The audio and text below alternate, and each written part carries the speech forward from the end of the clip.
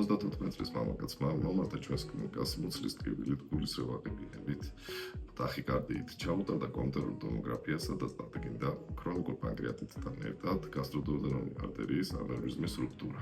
ჩვენი მულტიდისციპლინური გუნდის გადაწყვეტილებით პაციენტზე შეთავაზებული იქნა მინი-ინვაზიური მკურნალობის მეთოდი ტრანსარტერიული ემბოლიზაციის სახით, რაც გულისხმობს ღია წესით ოპერაციის გარეშე პროცედურის ჩატარებას.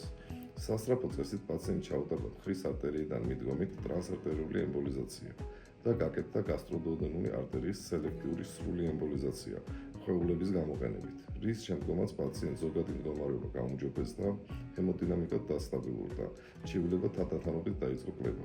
პროცედურიდან მესამე დღეს გადაღებულ საკონტროლო კომპიუტერულ ტომოგრაფიაზე აღინიშნება გასტროდუოდენური არტერიის სრული ოკლუზია. ანევრიზმის პარკში კონტრასტი არ ფიქსირდება, ზონებში შემცირებულია. ზოგადად უნდა აღინიშნოს, რომ ქრონიკული პანკრეატიტის ფონზე განვითარებული მსგავსი დიდი ზომის ვასკულური ანევრიზმული რუქტურის მქონე პაციენტები მიეკუთვნებიან მაღალი რისკის პაციენტთა ჯგუფს გართულობებისა და სიკვდილიანობის კუთხით. ამ კონკრეტულ შემთხვევაში ჩვენი მხრიდან მოხდა დროული ჩარევა, მეოთხე დღეს პაციენტი გაეწერა ბინაზე დამაკმაყოფილებელი შედეგით.